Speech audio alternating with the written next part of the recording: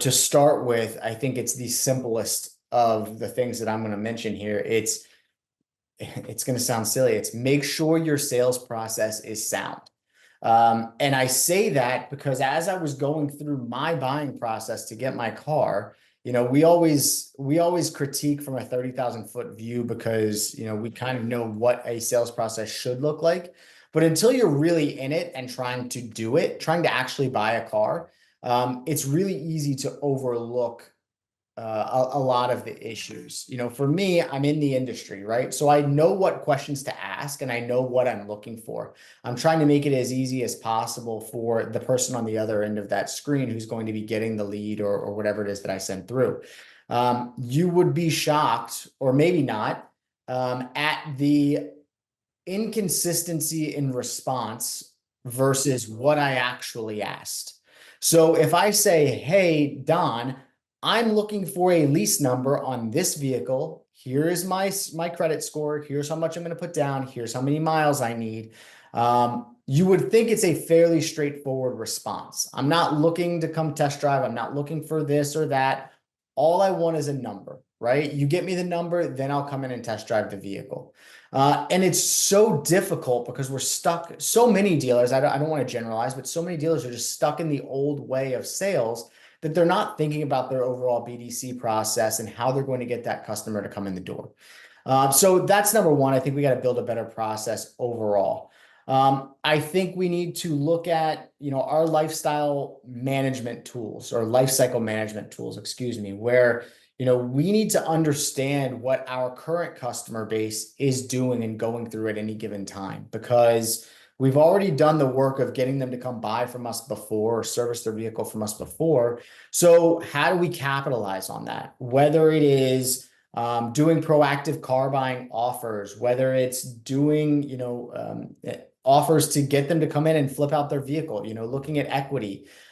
We have to be managing our customers' life cycle first and foremost. We have a tool at Stream that we utilize. I'm sure there are other ones out there, but we have to be utilizing that. I also would recommend making sure that you're utilizing all of the data that you can have at your fingertips. So your first party data. I know a lot of different stores are going through the process of getting CDPs, which are, fantastic. Great. I like to see that so many people are forward thinking there. But the one caveat I will throw out there is if you have a CDP, but you don't have a way to activate on that data, you're missing kind of the crucial piece. So it's wonderful if you have a list of all your customers and everything about them, but what are you doing with that information? So we really need to make sure that we have that bridge to activate on the CDP data. That's so true, Steve. That's so funny you brought that up. I was thinking of people that utilize a CDP, but they don't want to set up the DMS integration. It's like having a Ferrari with no wheels. It's like, what's the point? You're gonna have a car set up, and sometimes the data can get a little intimidating. But with AI and what we could do to market to people as they shop, as they transact on the website, as they submit leads, as they're shopping. These are ways where the AI can tell you this person's in market. You should follow up with them. It could really complement your sales team. So I'm a big proponent of being able to have a CDP and being able to use that first party data. For one thing, to protect your backyard, let's keep the customers that you have.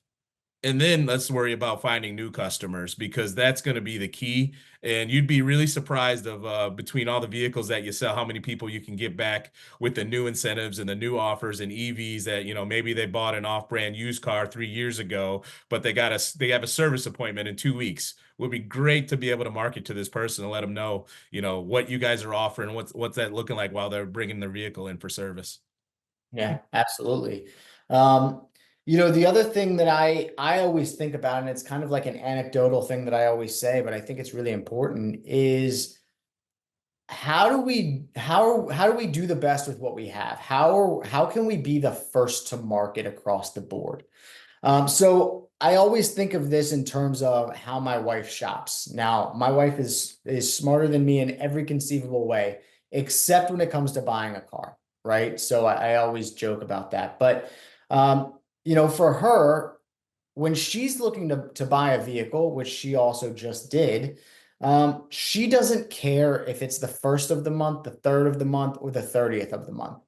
All that she cares about is when she goes on your website, there had better be some specials up there with a lease payment on there, or she's not even going to consider you.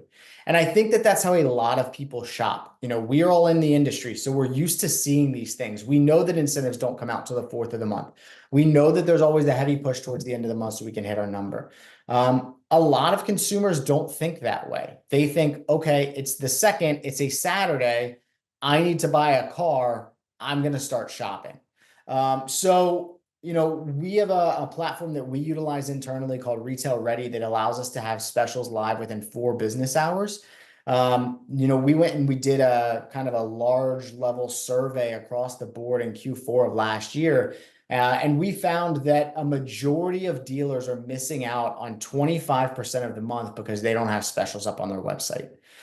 So if you really think about it, you know, by just making sure that your specials are live as quickly as possible so you can be in front of the other person, it allows you to have more time in market, right? Another 25% added onto your sales cycle because all of a sudden you now have specials up and they don't.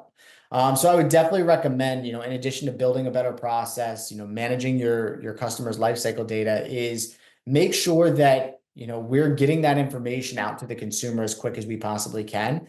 And then, you know, really lastly is, you know, how do we leverage fixed ops here? Like, how do we lean into some of those fixed ops opportunities as well? Because, you know, if we have a customer coming into our showroom that has purchased from us before and they're going to have a $2,000 repair bill, you know, how can we lean into that and figure out how we can, you know, not only obviously get that fixed ops work, but also transition that customer to a new vehicle. So definitely something that I would consider and look into.